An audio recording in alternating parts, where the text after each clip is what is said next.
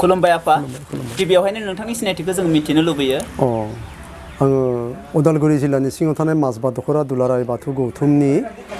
लेङाइ फोसावगिरि मुङा आंनि हरसिं बसुमतारी खुलुमबाय बर' समाजावहाय एबा बर' न'खरावहाय सासे गथ'आ जोनोम जायोब्ला बेखौ बर'नि दोरोङारि आसार खान्थिनि गेजेरजों आथिखालावहाय माबोरै बरायनानै लानाय जायो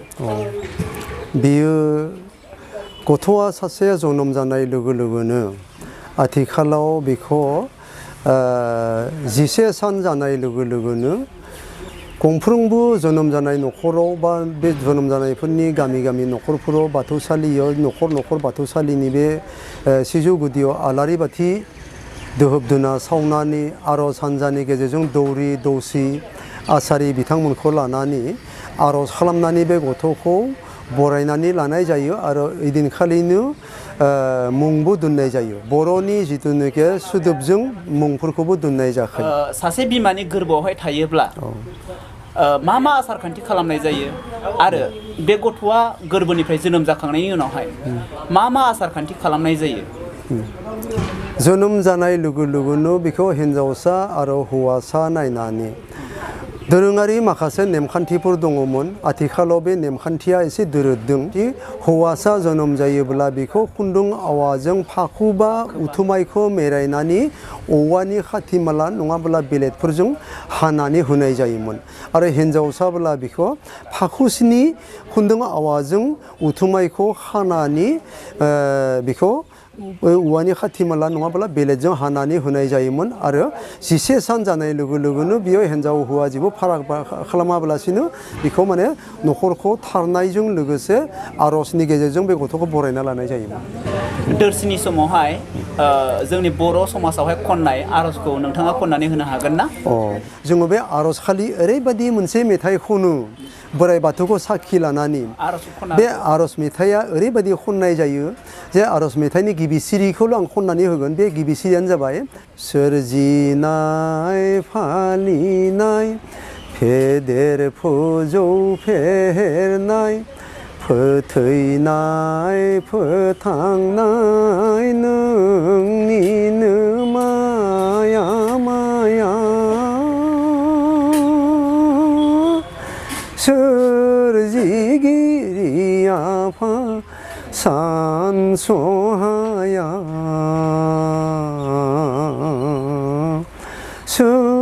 सोरजिगिरि आफा सानस'हाया बिखौ ओरैबायदि बुंनाय जादोंमोन हे फिसाफोर नोंसोर दिनै बिमा आरो बिफा जानो ओंखारदों नोंसोरो जिब जिबि बुथारनो नाङा दै नोंसोरो न'खरफोराव नांलाय खमलाय खालामनाङा दै रावजोंबो नांलाय खमलाय खालामनो नाङा आरो लोगोसे हानायखिनिया नोंसोरो बाराद्राय नोंसोरो माने गाज्रि गाला बुस्थुफोरखौ जानो नाङा लोंनो नाङा सोबनो नाङा आरो हानायखिनिया नोंसोरो मोजां मोजां मुवाफोरखौ जानांगौ हानायखिनिया नोंसोरो न'आवनो थानांगौ लामा गोजान हान्थिनो नाङा गिलिर बुस्थुखौ दिखांनाङा बेबायदि होननानै बिथांमोनखौ बोसोन होनाय जायो नङाब्ला नोंसोरनि फैनो गोनां बै जिथुनाखि जा गथ'सा बे हयथ' माबा मोनसे एसे असुबिदा अबथिरायै माबा मोनसे हयथ' असुबिदाफोर जानो हागौ बेखिनि खोथा लाना बिथांमोनखौ माने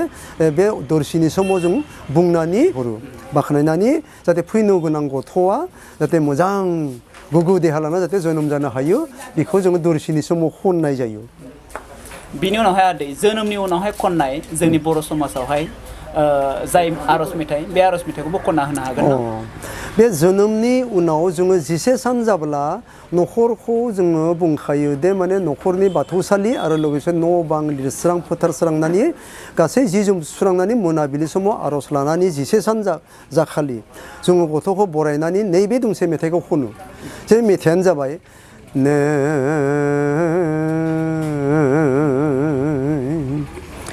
आनन गसाय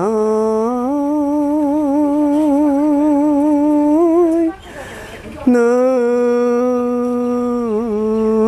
सोरजिगिरि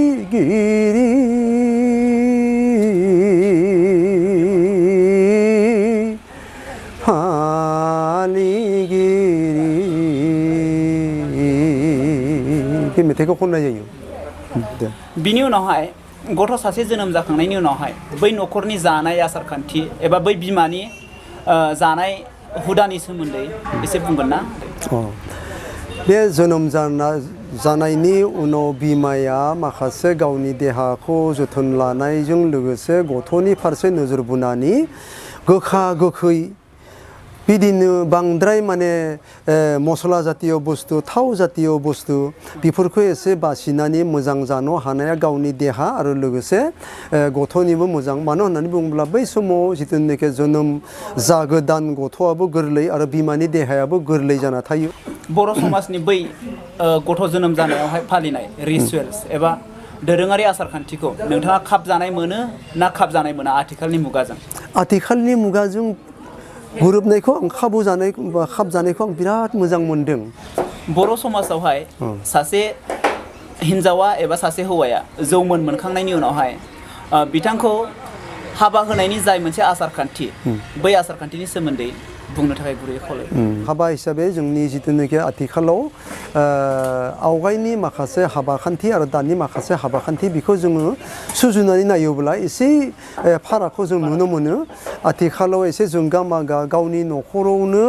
मन्दप साजायनानै दौरि दौसि आसारि आरो आर'ज हान्जा आरो रोंगौथि गोनां माखासे सुबुंफोरखौ लानानै गाजा गोमजायै माने हाबाखौ आसारिनि जोहैनो माने होनाय जायो आरो आसारि बिथाङा हाबाखौ दानखांनायनि उनाव बेयो हिन्जावसा हौवासा जिथुनाखि हौवा गोदान हिन्जाव गोदान बिथांमोननो माने मा होनाय जायो हाबानि जा फोरमान बिलाइ बेखौ लोगो लोगोनो होखानाय जायो। जइन फट' लानानै बेखौ होखानाय जायो। दा बेबायदिनो हाबा खान्थिफोरा सोलिगासिनो दङ। बर' समाजावहाय मा रोखोमनि मा बाहागोनि हाबा दङ? बर' समाजाव जों मिथिनाय बायदिब्ला हाबाया गासै मोनबा बाहागोआव बाहायनाय जादों। बे मोनबा बाहागोआव राननायनि बे हाबाफोरानो जाबाय हाबा गोमोन, जायखौ जोङो हाबा गोलाव होननानै बुङो। नायनानै हिन्जावसाखौ लाबोनानै हाबा खालामफैनायानो जाबाय बे माने हाबा गोलाव एबा हाबा गोमोन। दा बिनिफ्राय हाबा गोथां जिखुनु माने खारसननाय हाबा आरो लाबोब्रबनानै साननैसोनि गेजेरावनो हाबाखौ हाखु दाखु होनाय बे हाबा गोथां बे मोननै। 3 नम्बराव गोलैबाय जेनेबा गोरजिया हाबा। 4 नम्बराव गोलैबाय जेनेबा दंखा हाबा। 5 नम्बराव गोलैबाय बिहारि आरो गदाय हाबा। बे मोनबा हाबाखौनो आथिखालाव बर' समाजाव मावबोगासिनो दङ। जोंनि बर' समाजावहाय नायनायनिफ्राय लानानै आतमंगलसिम हाबाफोरनि थाखोखौ बुंनो थाखाय खावलायबाय। दा जोंनि जिथुनाखि जा हिन्जाव गोदान नायनायनिफ्राय एकदम आथिमंगल खालामनायसिम गासै हाबाफारिफोरा एसे बुरजायानो जायो, एसे गोलावानो जायो। जेराव थुरि नुयो बेयाव बाथि गारो, बे बाथ्राया गोदो गोदायनिफ्राय बर'नि जिथुनाखि बाथ्रा फावआव दंखायो। अब्लानिया बे बाथ्रा फंसेखौ बुंब्लानो हयथ' हिन्जावसानि न'खरा मिथिसिगोन जे आंनि न'खरावबो सासे फिसाजो हाबा होनो गोनां दङ आरो जाय फैदों बिथांमोननि न'खरावबो हयथ' सासे हौवासा हाबा होनो गोनां दङ। गतिके बिनि थाखाय फैदों होननानै बे बाथ्राखौ हमफ्लाङो। साननैसोनि उनाव हिन्जावसानि न'खरा जुदि आरो खोथा हरोब्ला लिंहरफिनोब्लासो आरोबाव हौवासानि न'खरा माने मा होनो गामिनि माखासे रोंगौथि गोनां सुबुंफोरखौ लानानै माने बे हिन्जावसानि न'खराव थांफिननासो माने हाबानि खालारफोरखौ बा मारै हरनाय जागोन, हाबाया बहा जागोन, माबायदि जागोन बेफोरखौ माने थिरांथा लानानैसो माने फैनाय जायो। अब्लानिया एदिनखालि माने एसेब्लाबो हयथ' हरलायनाय बा लांनाय बा माखासे हाबानि आयदाफारिफोरा मा रोखोमनि जागोन बेयाव मोजाङै सावरायलायनानै एदिनखालि खोथा बाथ्रा जुदि जयोब्ला एदिनखालि बिबिआइबो खाखायो। बिबिआइबो खानानै फैखानाय जायो जाहाथे उनफोराव जेबो बेले बेजे जाया। बे रोखोमनिनो माखासे हाबाफोरखौ खुंबोगासिनो दङ। बिनिफ्राय आथिमंगल जिथुनाखि हाबा जानायनि उनाव जिथुनाखि आथिमंगल होननानै बुंदों, बे आतमंगल होननानैबो बुङो जे बर'आव बुङो बेखौ नेवथा सिबिनाय। हाबा जानायनि जिथुनाखि 8 साननि उनाव जा हिन्जावसाया माने गावनि न'खराव थाबोनाय जि जोमफोरखौ बा माबा मोनसे गोनां मुवाफोरखौ थांफिननानै लायनो हानाय बे मोनसे हुदाया गोदो गोदायनिफ्राय बर' समाजाव सोलिगासिनो दङ। बेखौनो बुङो आथिमंगल सिफायनाय। हाबायावहाय हौवा गोदान आरो हिन्जाव गोदाननि गाननाय ड्रेस आरो गहेनानि सोमोन्दै बिबुंथि होनो थाखाय गुरैयै खावलायबाय। दे नंगौ, आथिखालाव जोंनि बर' समाजनि जिथुनाखि हाबा खान्थिफोराव आथिखालाव माने बर'नि दानाय लुनाय जिथुनाखि असे बर'नि गाननाय जोमनायखौसो बाहायनानै हाबाखौ होनाय जायो दा बेनो जाहैबाय हौवा गोदाननि गाननाय जोमनाय होननानै बुङोब्ला बर'नि जिथुनाखि गामसा बियो गामसा गोथां जानांगोन आन्थुलुमनाय एसे गिदिर जानांगोन गामसाया बिनिफ्राय गस्लाया गुफुर बिनिफ्राय खर' फाननाय आर'नाइया गोजा आरो लोगोसे गोदोनाय लानाय आर'नाइनि गाबा जाबाय गोथां दा हौवा गोदाना बे ड्रेसनि गाननांगोन आरो हौवा गोदाननि लोगोआबो बे एखे ड्रेसखौनो गाननानै हाबायाव हौवा गोदानखौ मदद खालामनांगोन दा बिनिफ्राय हिन्जाव गोदाननि गाननाय जोमनाय होननानै बुङोब्ला हिन्जाव गोदाननि गाननाय दख'नाया आगर गुबै गुमु गाबनि जानांगोन ब्लाउसआ जाबाय गोजा बिनिफ्राय मोदोमाव गांसे जोमनाय जि बे जाबाय इन्दि जि जानांगोन बिनिफ्राय खर' खोबनो थाखाय गांसे गोबा जि बे थाखायो आथिखालाव हाबायावहाय बर' समाजावहाय खननाय दोरोङारि मेथाइ एबा खुगा मेथाइ बा आर'ज मेथाइ नोंथाङा खननानै होनो हागोन ना दा बे आर'ज मेथाइयानो जाबाय खोनासं फै आफा खोनासं फै गोरबो खना खना गाबनायखौ बोरखाय फै हौवा गोदान हिन्जाव गोदाननि दरसि गोसोखौ सोरां होफै बे मेथाइखौ खननाय जायो औ हाबायावहाय फैनाय रायजो राजाफोरनो जाहोनाय लोंहोनायनि जाय आसारखान्थि बे आसारखान्थिनि सोमोन्दै बुंगोन ना दा बे न'खरनि माखासे आलासि उलासि लोगोसे ओनसोलनि माखासे गेदेमाफोरखौ लिंनानै गाजा गोमजायै बयनोबो बोथिसे ओंखाम बेयाव माने जाहोस्रांनाय जायो आरो लोगोसे बे ओंखाम दै जाखांनायनि उनाव आरो बे जिथुनाखि आलासि बिथांमोना बाहागो लाफैनाय आलासि बिथांमोना माने बयबो माने गावबा गाव माबा मोनसे लानानै फैनानै हिन्जाव गोदान हौवा गोदाननो दान होनानै हिन्जाव गोदान हौवा गोदानखौ बोर सारस्रिनानै गावबा गाव बिदाय लालांनाय बेबायदि हाबा खान्थिया आथिखालाव सोलिगासिनो दं हिन्जाव गोदाननि न'खरा हरनाय दहेज एबा दावरि होननानै बुङो बे दावरि आरो दहेजआ बर' समाजनि हाबायावहाय बेसेबां गनायजाथाव आरो बेसेबां बाहायजायो दा बर' समाजनि जिथुनाखि बे दहेज आरो दावरि होननानै बुंनाय बेखौ जों थोंजोङै बुंनांगोन जौतुक आथिखालाव जों बुंनांगोन जौतुक होननानै बुंनांगोन बियो गोदोनिफ्राय जोंनि बर' समाजाव गैयामोन गुबुन समाजाव दंब्लाबो जोंनि बर' समाजाव गैयामोन दा नाथाय आथिखालाव बे जौतुक होननाय मुवाया गैयाब्लाबो एसे माने उन्दैनिफ्रायनो जा बिमा बिफाया गावनि फिसा हिन्जावखौ खांबाय बाबाय जौमोन बैसो मोननायनि उनाव हाबा हरनाय लोगो लोगोनो हयथ' बे फिसा हिन्जावनि लोगोआव गाननाय जोमनाय बा बिदिनो उन्दुनाय बा बिदिनो हयथ' माखासे माने न'आव बाहायनाय आइजें आइलाफोर बा हानायखिनिया माबा मोनसे एसे एनैब्लाबो रां खावरिफोर अनसुंथाइ होनानै बेखौ हाबा हरनाया आथिखालाव बियो सोलिबाय थादों नाथाय बियो खुनु मोनसे थि बान्दाधरा गैया हिन्जावसानि न'खरा जा हायो बेखौनो माने हयथ'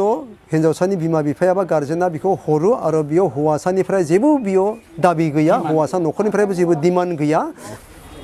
बर' समाजावहाय रान्दि हाबाया बेसेबां गनायजाथाव बर' समाजाव रान्दि हाबाया बयनिख्रुइबो मोजां गनायजाथाव हाबा खारन सासे रान्दि हिन्जावा गावनि जिथुनाखि गिबि हौवाया थैनाय लोगो लोगोनो बियो हारसिङै रायजो जानो हाया बे मुलुग संसाराव जुदि फैदोंब्ला बे जर जुलि जादों हयथ' बेहा न'खरखौ दैदेननो थाखाय बा बे सम्पतिखौ दैदेननो थाखाय न'खर दरजाखौ एसे फाहामनो थाखाय बेहा सासे जिउनि लोगो नांगौ बिहारि हाबाखौ जोंनि बर' समाजावहाय बेसेबां गनायो बिहारि हाबाखौ फारसेथिं जों नायनो थाङोब्ला माखासे जिथुनाखि हाबाफारिफोरखौ नायनानै जेरैबायदि माने सासे हौवासाया सासे हिन्जावसाखौ लाबोनानै जर जुलि जानायनि उनाव बोसोर मोनब्रै मोनबा बिथांमोना संसार जानायनि उनावबो जिखिनि माने बैसोरा जिथुनाखि जा गथ' गथाय जायाब्ला जुदि हिन्जाव हौवा सानैजों गोरोबलायनानै जुदि मोजाङै सावरायलायना जुदि उनाव जुदि गथ' गथाय मोननायनि जेबो राहा लामा गैयाब्ला बिथांमोना जुदि न'खराव गोरोबलायोब्ला गुबुन सासे हाबा खालामनाया बा बिहारि लानाया अब्लासो जाफुङो। बर' समाजावहाय थैनाय आसारखौ माबोरै फालिनाय जायो? आथिखालाव जों मोनबोनाय बायदिब्ला थैनायनि माखासे हाबाफारिफोरा आयदाफारिफोरा जोबोद गोलाव। मानसि सासे थैयोब्ला थैखालि समाव जेरैबायदि माने न'खरा जिखिनि नेमखान्थि फालिनानै समाजखौ लिंनानै जेरैबायदि माने बे गोथैखौ जेरैबायदि माने लांनायनि माखासे लाहार फाहार खालामो, न'खराव ओंखाम दै बावनायनि माखासे लाहार फाहार खालामो, बे दिनखालि माने मोजाङै फालिफुंनानैसो बेखौ माने मा जायो गोथैसालियाव लांनाय जायो। हयथ' गोदोनि जिथुनाखि नेमखान्थि बायदिब्ला सावामोन, फबनाय जायोमोन। दा नाथाय आथिखालाव बांसिनानो जायगा आरो लोगोसे माखासे सुबिदा असुबिदाखौ नायनानै माने सावनायानो बांसिन जायो होननानै आथिखालाव खालामदों। दा आरो बिनि गासैबो हाबाफारिफोरखौ गामिनि देउरि आरो रायजो राजायासो बे हाबाफारिखौ मावनानै बै थैनाय मानसिनि फुननि थाखाय बिथांमोना माने सानबा एबा 7 दिनखौ बिथांमोना आर'ज खालामनाय जायो। थैनाय आसारावहाय खननाय जोंनि बर' समाजनि मेथाइखौ खननानै होनो हागोन ना? बे मेथाइफोरानो गोबां दङ, नाथाय बिनि गेजेराव आं दोंसेखौल' खननानै होनो सानदों। सोरजिगिरि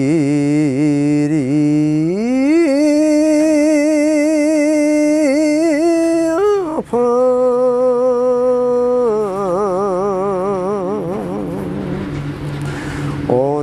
अनसायहरदो दे गसाइ थैनाय सुबुंखौ अनसायहरदो दे गसाइ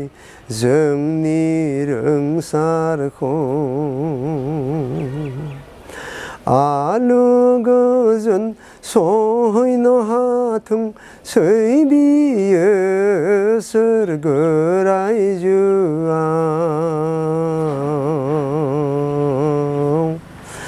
रुजु रुमु थाहैनो हाथों सैबियो मोदाय रायजोआव। बे मेथाइखौ खननाय जायो। जोबोर साबना हामना। आरो बिनि उनावहाय गोथै गारनायनि जोबथा हाबाफारि एबा बानरा आसार, बे बानरा आसार आरो बर' समाजावहाय मोनसे नुदों गियाथि जनाय, बे हाबाफारिनि सोमोन्दै बुंनो थाखाय गुरैयै खावलायबाय। दा मानसिया थैयोब्ला न'खरा सुजुग सुबिदा लानानै जायखिजाया 15 साननि उनाव बा 11 साननि उनाव आथिखालाव सारादुखौ खालामो। बै खालि गियाथि जखालि सानसे सिगाङाव मोनाबिलि समावनो हेबनानै अखा नायसि नायसि समाव माने बयबो माने गोथैसालियाव लांनानै बेखौ माने बेंगारनानै बावगारनानै बे हाबाफारिखौ माने मावनानै न'खराव फैनानै आरो बेखौ नारजि अरगारनाय जायो। बेनो जाबाय आथिखालाव सोलिनाय बा गोदोनिफ्राय सोलिबोनाय माखासे बर' समाजनि सारादुनि सानसे सिगां गियाथि जनाय हाबाफारि होननानै बेखौनो बुङो। गोजोन्थों। खुलुमबाय दे।